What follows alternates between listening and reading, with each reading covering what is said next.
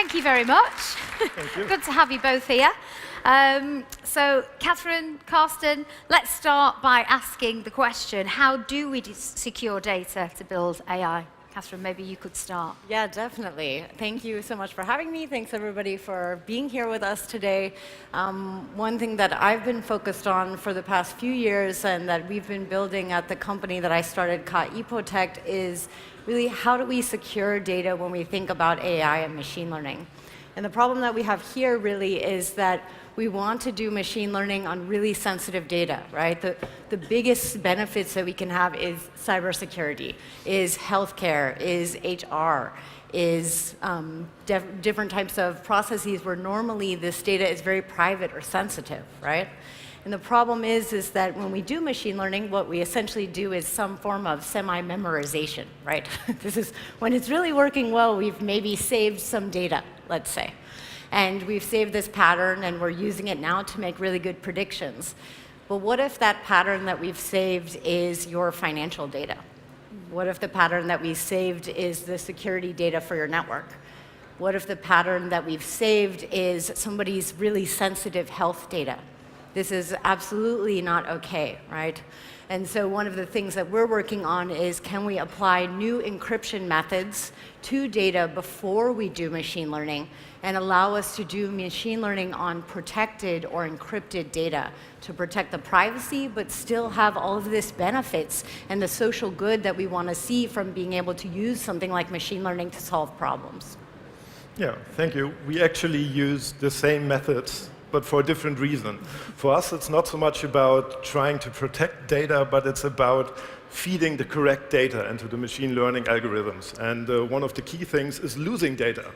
For example, since we protect systems, we might protect a website, and if our machine learning learns that the Chrome browser in version 60 is the most used browser, and next week or next month it's 61, then that might be a problem. So for us, it's actually also about discarding data, about anonymizing data, so that our machine learning can actually work when it's... Yeah, I mean, this is interesting because within the space of privacy-preserving machine learning, one thing they've found is when you add privacy or like this fuzzing as you speak, you're actually improving the machine learning algorithm itself. This is because you're moving away from this memorization, right, this overfitting, and into really actually learning the deeper connection that amongst more than just one individual data point or one individual type of statistic, so to speak. Yeah, exactly. And it also helps us with designing a technology that works for future attacks. Since current attacks, we have patterns, we know the patterns, they are not that hard, but for future attacks, it's about describing data in a way where new additional patterns can automatically be generated. And so we absolutely need to describe data and lose data and do this by fuzzy hashing or simply by discarding all the content and just working, for example, with the length of a certain data type. And that works, for us at least, very well. So it's the same thing we do, but for completely different reasons. Mutual benefit. Yeah. Love it. So how can AI and machine learning help when it comes to cybersecurity then? What would you say on that score? Yeah, I mean, for us, it's twofold. The one part is if we were to have a human instead of an artificial intelligence, then humans are really great at pattern matching, at recognizing patterns, but humans are slow. We need millisecond or nanosecond decisions by our machine. So for us, we need to have a system that acts immediately, that has a real-time aspect at it. And that is only something that computers, while they might not be as great in working with or recognizing patterns, they're really quick. They're good at analyzing a lot of data. And so for us, that simply is the only choice. There is no other choice. Well said. Yeah, and I think the interesting thing there, or what I was excited about when I was first reading about the work that you're doing, is how many network operators want to sit there and look for spikes in a network graph. This is boring, you know, for a human. Humans are so much more intelligent than that. We shouldn't be watching ops monitors and determining, okay, maybe there's a threat or maybe there's an intrusion. This is something that we can use machines to do so that we can spend our time on higher level tasks. Yes. And one of the first implementations of the encryption method that we're using was at the German cybersecurity organization, DCSO, in terms of looking at machine learning for network intrusion, so kind of similar to some of the stuff. They were trying to figure out how do we share data amongst a bunch of different providers and still protect the privacy or the proprietary details of those individual networks. Yeah. I think this is hopefully also some of the future of applying machine learning to cybersecurity is how can we share open data sets, open labeled data sets with one another, which have been traditionally exceptionally difficult to do because, of course, it's security data, right? And so I think there will hopefully be a lot of benefits to the cybersecurity space in general and take away some of this menial work and allow us to spend more time doing real security analysis work rather than routine graph watching or labeling, so to speak. Yeah, but as you say, that's fun as well, but it's counterproductive in the long term. So absolutely, machine learning and artificial intelligence are the only possible option for us, and I imagine for a lot of other companies as well. Yeah. Absolutely, well said. So how can encryption and Netflow analytics be leveraged by machine learning? Yeah, so this is the project that we've used, and I think you use some encryption methods as well in your machine learning.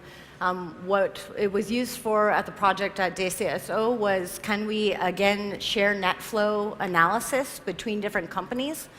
And we actually built a tool, if anybody's actually in networking. PCAP is a data format in the networking world. We actually have an open tool where you can pseudonymize or encrypt your PCAP, and it still works in all of your different networking tools. So we presented that last year at RIPE, which is the internet providers, or the IP providers of all of Europe. Yeah, for us, Netflow analytics is one of the methods that we use to anonymize or to summarize traffic. In that Netflow, for the audience who doesn't know, summarizes IP data or transaction data.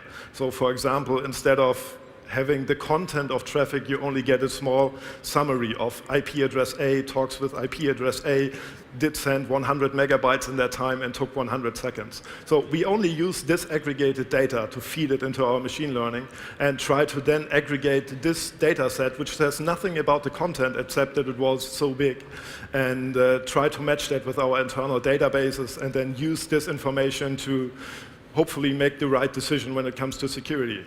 That might be something like, for example, late at night at 5 o'clock, one machine sends a lot of traffic to China. Why might that be the case? That is a data type where the content might not necessarily be relevant for the decision, but it is an information that I can quickly feed into an algorithm and get a good result.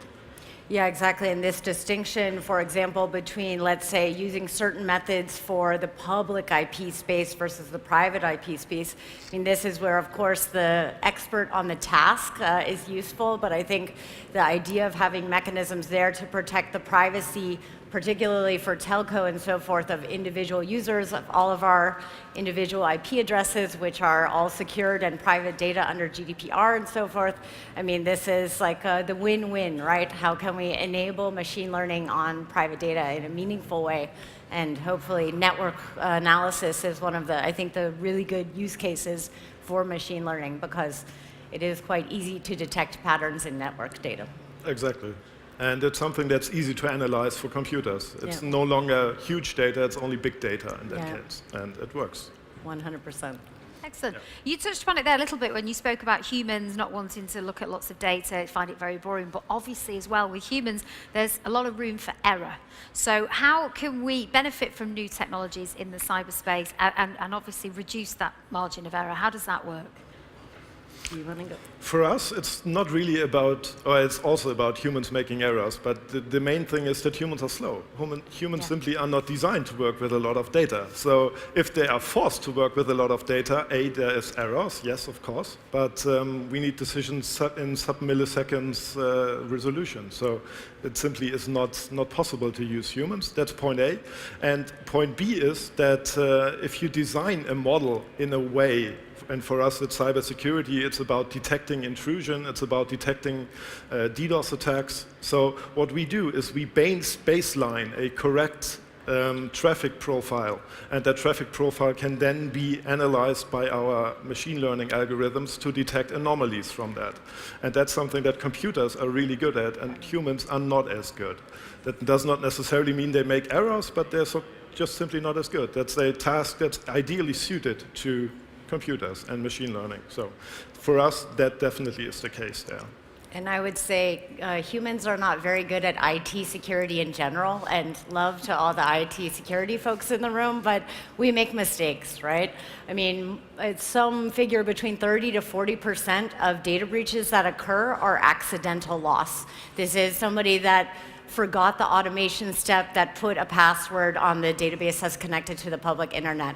This is somebody that left a USB stick at a bar. This is somebody that just made a mistake, because we're humans and we make mistakes, and that's okay. And this is kind of one of the problems where we're approaching it is we think at KIProtect, we think that the best way to secure data is to actually encrypt it in a way that humans can still use it. Yeah. And that if humans can still use the encrypted data in a meaningful way, right, and actually interact with it, build machine learning with it, and so forth, then we no longer have this risk where humans are managing this really sensitive data that probably they shouldn't even have on their personal computer, to be completely honest. Yeah. And so how can we let data science happen, see all the benefits of AI and machine learning, but reduce the risk of humans and their USB sticks and so forth? Yeah, that's a really good point. That's something where I think a lot of the information that's out there is not really concerning themselves with. It's about how can I install a new firewall? Yeah. And then administering the firewall, setting the correct rules, yes, is something that a human can do. And if he makes no mistakes, great, you have a working firewall. Yeah. But wouldn't it be nice to have a technology that helps with that, that supports you in that? Exactly, and there was a really interesting IBM data breach survey that's been happening for 10 years. The most recent report, I was actually reading through it last week. They said 2 of the top levels that you can reduce the risk of a data breach is to use automation and machine learning, and to use new encryption mechanisms. So, just saying. No. Yeah. Just saying. Okay, hackers and cybercriminals are increasingly relying on machine learning. What are the newest threats on the horizon, would you say, in your opinion? Can you give us any insights on that? Yes, for me, it's a lot when we talk about cybersecurity in the past has been humans using a machine to attack another machine. Like a DDoS attack, usually someone orders the attack or orchestrates the attack and then has his victim, and so machines attack other machines. And that's usually something where when the attacker first starts and his attack is successful, then he's done. He's no longer concerned, his goal is achieved, the service is down. And now, if there's a mitigation in place that tries to reduce the traffic to the service so that the service is still up, then the attacker fails and maybe tries a different method. And maybe he tries a different method until he's either successful or runs out of steam and no longer wants to attack. And so what we see nowadays is that it's no longer a human trying and erroring his way through an attack, but having an orchestrated plan of trying these 10 different attacks in various combinations, and with that trying to take a service down. Yeah. And now when it comes to cybersecurity or the receiving end of these attacks, wouldn't it be great if you were to predict what this pattern of incoming attacks would look like? So that you could say, okay, in a minute I'm getting attacked with this type of attack. Thereby you can then configure the mitigation if you need to, or have an automated system that is already working and already ready to receive the data, and thereby completely taking the human component or the let's see if the next attack is something that can be mitigated aspect out of it, and just knowing that it's going to be fine. Yeah. And I would say, like, one of the things that I'm concerned about is the growing use of AI and machine learning. That in general, I think AI is often talked about, that it's infallible, that, you know, it's some magical sauce. But really, a lot of it is, you know, based on the data that we use. And if the data that we use needs to be secure or private in any way, it's actually quite trivial to extract information from a machine learning model. And when I see people and they're just like, oh yeah, we put machine learning on our public internet, the models are shipped to your phone, and so forth. I mean, it's a few steps away from me implementing an attack that is able to extract not only the model itself, but quite a lot of the information and patterns that were learned by that model. And so I think if you're hip to the security and machine learning space, or if you want to learn more about the research in the space, this is something that we're open sourcing a few different toolkits for, so that you can essentially pen test. We call it pen testing for machine learning, because I really think you need to lock down and secure your models in a meaningful way. And this doesn't just mean on your network. This means the models themselves. Yeah, that's a really good point, and that's something that we have as an issue as well. Since we have attackers, we really have people that want to hurt us. Yeah. So these are people who might try to exploit our models. So Yeah. that is a solution that works for that.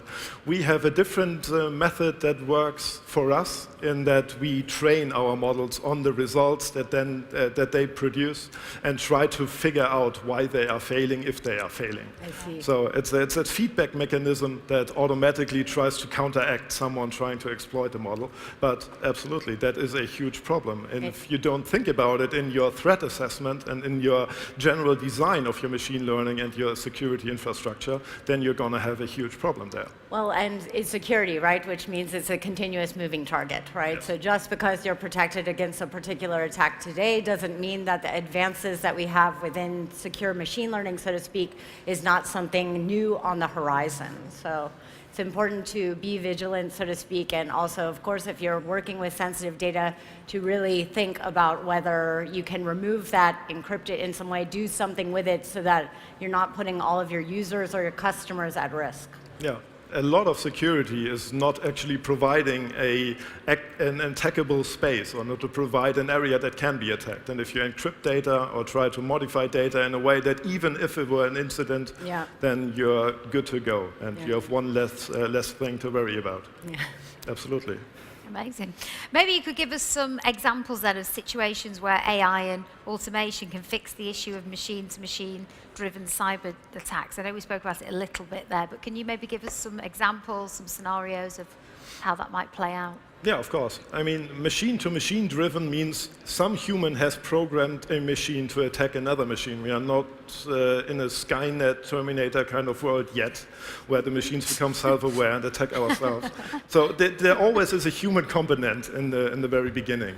But that human component can be really smart and can use the same mechanisms that AI companies use to protect themselves, to try to counteract that. So it's usually a cat and mouse game. You have to be one, or at least one, better 10 or more steps ahead in that case. So in terms of a practical example, yes, attackers just really rotate quickly when it comes to their attacks, and try to modify their traffic so that it fits a certain pattern. And that is what they do. So it's our job to not let that happen. And we at Link 11, we managed that really well so far. But yeah, it's a cat and mouse game, and we hope, and at the moment do, stay one step ahead at least. Ongoing challenge there, I would imagine. Have you anything you want to add there at that point? More just, I'm thinking about the light bulb attack, where the light bulbs became a self-aware botnet. No, not actually self-aware, but some of these IoT home devices, if you buy cheap IoT home devices, then you probably have also cheap security. And so I think one of the interesting things that we've been talking about is working with device manufacturers of how can they collect regular analytics, so to speak, from their devices so that they can make sure that they're not compromised. And also, I mean, hopefully to help you is that device manufacturers also step up and say, guess what, my smart toaster is not going to become part of a botnet. That would be really nice. Yes. At the moment, unfortunately, we still live in a world where attacks from web cameras, from toasters, from light bulbs happen, Yeah. simply because security is hard. Yeah. And security on a defending level is hard, but security on designing a product to not be exploitable, to not have these issues, is hard as well. And a lot of companies don't quite live up to what's necessary. And so the increasing digitalization and the increase in IoT devices is something that actually hurts us in that regard. It also helps us since we can protect from these attacks, Yeah. but it makes defending attacks more complicated.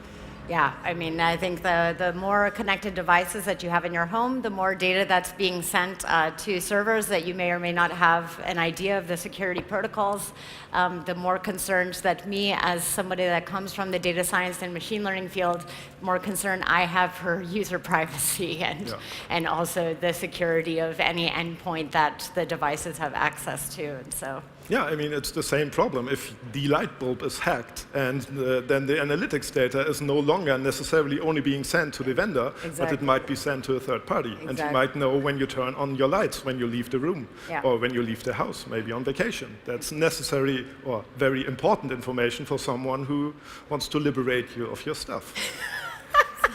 Yes. Well, on that, we've actually come to the end of our chat. It was absolutely insightful. Thank you so much. Really enjoyed speaking to you both. And what I love so much is just how enthusiastic you are about cybersecurity. It's amazing. Thank you very much for your time. I hope you've enjoyed the chat as well. Sadly, there's loads more we could have spoken about. Are you both available to meet the speaker? There you go. I'm sure you'll have lots of people who want to go and ask you more questions. Thank you very much for your time. You are now free to leave the stage. Thank you very much. Thank you. Take care.